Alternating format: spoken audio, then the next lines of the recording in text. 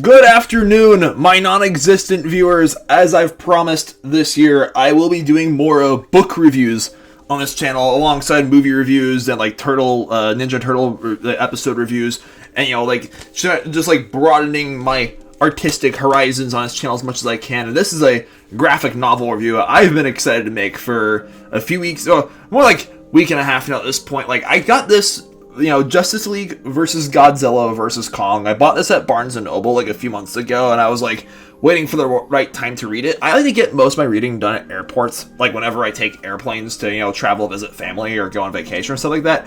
Airports and airplanes are a great place to do some reading.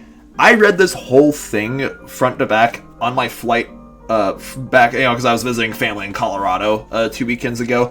I read this whole thing on my flight back home to Columbus, and yeah, like, I couldn't put this thing down. Justice League versus Godzilla versus Kong. As someone who's always loved Batman and King Kong and Godzilla and all the various like characters from DC, Superman, Green Lantern, The Flash, Wonder Woman, Cyborg, Aquaman, and as someone who's been following the Monsterverse for quite a long time now, with the Monsterverse franchise, I was very excited when I found out that this crossover exists. And the premise to this book, Justice League versus Godzilla versus Kong, it's pretty self-explanatory. It was published. Let me just take a look at the. I believe it was published in the year 2023 or 2024. Yeah, copyright was 2024 or 2023. As it's issues 1 through 7 all in this one book, and I've heard that a sequel has been announced that's coming out later this year. And it's written by Brian Buccellato, I hope I'm pronouncing his last name right, and illustrated by Christian Deuce. And here it has like a little back, a Lex Luthor quote. I know how to take Superman and the Justice League off the board forever. Dun dun dun. And it's like, how do you destroy the Justice League? The question has been plaguing Lex Luthor and his Legion of Doom since the two iconic teams first came to blows. When confronted with the colossal titans of the Monsterverse, Lex believes that he has found the answer to their eternal question. Is Superman versus Godzilla, Wonder Woman versus Behemoth, Green Lantern versus Scylla, Batman versus Camazotz, and Superman versus Kong in this all-out battle for the fate of the DC universe? Can Superman stand up to the power of Godzilla? Can Lex Luthor harness the primal forces of Skull Island? It's time to find out the answers to these questions and more. And yes, this book is packed.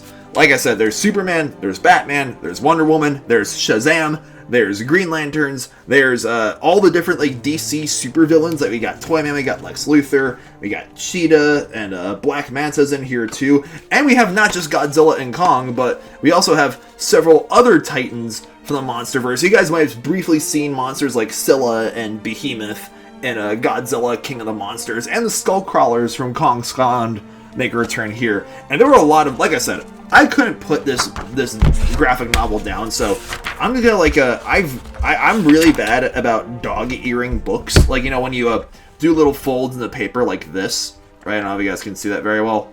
When it's like, I mostly do that not to like hold the pages like a bookmark, but whenever there's something that really like stands out to me, that really just grabs my attention, I'm like, whoa, that just happened. Like the graphic novel, obviously, here's your spoiler warning now, if you haven't read Justice League versus Godzilla versus Kong yet. Like, this book review is gonna be full of spoilers. Basically, the League of Doom infiltrates Superman's headquarters and finds this mysterious stone that the Toyman touches. And there's a huge, a skirmish breaks out between the Justice League and Lex Luthor and his comrades, and they get transported to Skull Island, where they're like, where the heck are we? And like, they're confused, and everyone's blaming Toyman because it's his fault they got in this mess. And that's when they encounter a Skullcrawler, and that's when they encounter the one and only King Kong, as like the two beasts start fighting. And Gorilla Grodd is like an ape god, and later in the graphic novel we see Gorilla Grodd and his like family of like supervillain gorillas trying to like bow down to Kong and worship him, and it actually succeeds. Like, he does successfully mind control King Kong. And it was kind of funny seeing like Black Manta, they'd be like, hey, where's Grodd? And like Black Manta is like, oh wait, actually no, that's not Black Manta, never mind, probably trying to make friends with his cousin. And like, the Hollow Earth theory that we saw in the Monsterverse is here too. That's how the kaiju get around. And like, it's funny because I remember like seeing memes about this and like how it should have ended for the 2014 Godzilla film. How people in that movie were cheering on Godzilla for saving the city, even though Godzilla destroyed the city by fighting the Mutos. And yet Superman appears in that little cartoon on YouTube. It's like, oh, when Godzilla destroys a city, it's cool, but when I do it, like while fighting Lex Luthor, it's like no, or Zod, it's like no, that's not good. So it is funny seeing, because Superman being the embodiment of like what it means to be a hero, is like tries to reason with Godzilla, and there are like the first attempt fails, but the second attempt is like not a rematch. He gets like Godzilla to be mad enough to like follow him back for the epic final battle, and yeah, we have there's a great shot right here. Like they got Scylla coming after in Central City, and like Behemoth coming to Themyscira, and like what's his face? Kamazats, the giant bat monster attacking Gotham City. And like we see this, and we don't just get like the super villains, because like one thing that like the League of Doom is all like, we keep losing to Justice League because they're a League of Super Friends. It's like there's some friction between the various heroes too. And like one scene in particular, we see the Red Hood like ignore the orders of like not to shoot Kamazats, and this shot right here, he shoots Kamazats right in the eye, bang, right, and he gets slapped for it. It's like this impulsive Batgirl knocks him out. And here's a major plot point: Godzilla actually manages to when Superman and Shazam, aka Billy Batson, are like confronting Godzilla. Godzilla like counteracts. Superman counteracts Godzilla's nuclear breath with his laser beams coming from his eyes, and Billy tries to defeat Godzilla by like yelling Shazam on top of Godzilla's head, going back to his child form, right, without the superpowers. And this was a big mistake. It was a huge risk that Billy took, so Superman has to take him down, and then Godzilla blasts Superman with his nuclear breath and supposedly kills Superman, even though it's like Godzilla's breath isn't made out of kryptonite. And Billy instantly regrets doing this. Like he realizes he made a huge mistake. It is interesting seeing themes, because the book opens with a Superman and Lois Lane. You guys know how it goes. They're in love. They're like a super couple, and they're at the same place where they first met. And like we all know that Superman wants to propose to Lois, and Lois, of course, eventually she says yes. But there's themes about love, and there's themes about like not family necessarily, but friendship, and like there's themes of like superheroes looking up to each other, because later in the graphic novel, when Superman comes back and he's better, and like Billy apologizes and be like, I made such a huge mistake, and Superman's like, hey, word advice, just stick to your Shazam form for combat from now on. And here is one thing that I thought was like a neat little throwback to like the original 1933 like King Kong film, as well as like the 2005 remake directed by Peter Jackson. Kong has a weakness for like petite like blonde human women, because we see Supergirl trying to like communicate with Kong, and Kong is not immediately aggressive towards, like the page before that we get like Kong fighting a war bat and these giant rhino things on Skull Island, and then like we see him, we see like his tenderness start to come out a little bit, and this is before where then eventually Supergirl flies back to to tell Superman about check in on Superman, and like Green Arrow is there as well, and Kong roars at him, and Arrow at first is like, oh wait, he's gonna kill me now. Then like he turns around, it's like, oh wait, the League of Assassins is there. Here it is. So basically, Green Arrow sneaks onto the League of Assassins ship, right, and finds a giant skullcrawler skull. Which when I first found that, I thought it was like the third skull of King Ghidorah. You guys remember this scene in Godzilla King of the Monsters, where their first like skirmish, Godzilla manages to decapitate one of King Ghidorah's dragon heads, and like later in the post-credits film, later in that franchise, like Godzilla vs. Kong, they use the severed King Ghidorah head to like to awaken a Mecha Godzilla. They kind of do the same thing with that, with a Skullcrawler skull instead, when Mecha Godzilla eventually makes in appearances. Like, this graphic novel can be, like, is a little derivative of the Godzilla versus Kong movie in that regard, where it's like, hey, eventually we see Godzilla and Kong and the other Titans and Justice League all eventually start working together to take down Mechazilla and, like, you know, the League of Doom and all the other bad guys.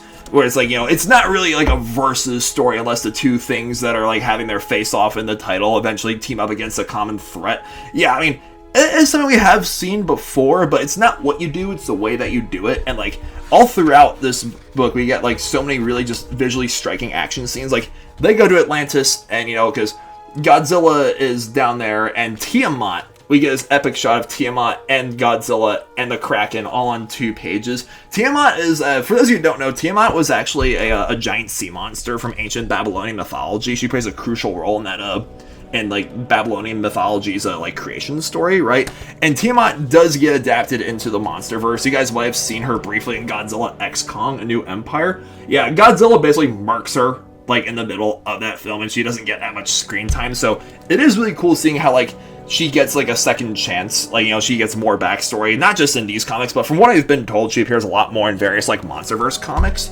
as well. Yeah, we get like this really sick like underwater action scene where Aquaman and the other Justice Leaguers and all have to like protect Atlantis. Is like an underwater sea monster fight, which like, oh, look at this, like the art style is very top notch. And eventually Godzilla is chained at the bottom of the ocean, you know, with Atlantis, and Superman has to like reason with it, or like I said, Superman has to basically get Godzilla to like be angry enough to follow him back to the surface. And that's eventually what happens. Like, eventually we get Mecha Godzilla storming the way, and like all the different, and all these like, and like basically the book ends. This is where I really could not like put down this graphic novel. Like, Grodd eventually mind controls King Kong with his kryptonite crown, and also mind controls Supergirl, because Supergirl does like make a connection with Kong, and she punches Wonder Girl in the face, and you know, and Diana, Wonder Woman, is very confused, and eventually the Green Lanterns, they form Green Lantern Robo. It's like, oh yes, Power Rangers, Megazord, and DC Universe fight time, and it's like and the Green Lantern Robo is like fighting Scylla, and there's Behemoth, and there's like this. And I'm telling you guys, the end of this book, it becomes something else. Beast Boy is here too. He takes the form of a green King Kong, and King Kong becomes green himself because Gorilla Grodd kills a guy, one of Hal Jordan's like fellow Green Lantern buddies, right? And Guy's ring disappears as like the giant skull crawlers are coming close, and I was like, when this happened, like, you know, we get more cool fights right here, and this part nearing the end of the book was when I when I was on the plane, I like dropped it. I was like, oh my gosh, I didn't see this coming, but I really should have. Kong becomes a Green Lantern. We have Green Lantern King Kong in the house, and with the willpower, because that's where Green Lanterns get their power from, he summons a magic green like Kong axe, the one that we saw in Godzilla vs. Kong, and slices off the Skullcrawler's tail. And in that same page, we get the destruction of Mecha Godzilla once again, literally being disarmed by the heroes of the story, and Batman in his giant robot bat suit pummels Mecha Godzilla into the ground. And yeah, eventually they find out that Godzilla stomped on Toyman, as Toyman accidentally summoned him, when they were brought over the monsters. Because keep in mind, Godzilla isn't just mindless. In this Monsterverse, Godzilla only really cares about maintaining the natural order of things, and sometimes that requires destroying cities and fighting other titans. And when Godzilla was transported into the DC world by Toyman accidentally, not only does he stomp on Toyman and the Dreamstone is wedged in his foot, right? Superman finds out the Dreamstone is wedged in his foot the whole time. We need to bring him back. Same foot. So let me get it straight. Godzilla stepped on Toyman the moment he got here, and the all-powerful magic wish stone that brought these Titans to our world is stuck in his foot the whole time. Yes, that was Cyborg saying that, right? And the Flash is this may be the weirdest week we've ever had. Really, of all the weird weeks that the Justice League has had, they've dealt with Lex Luthor, the Joker, not in this book though, but like, and so many like aliens and deities and mutants and monsters. Of all the weird weeks they've had, this tops the list. Which, when I read that, I just thought that was funny.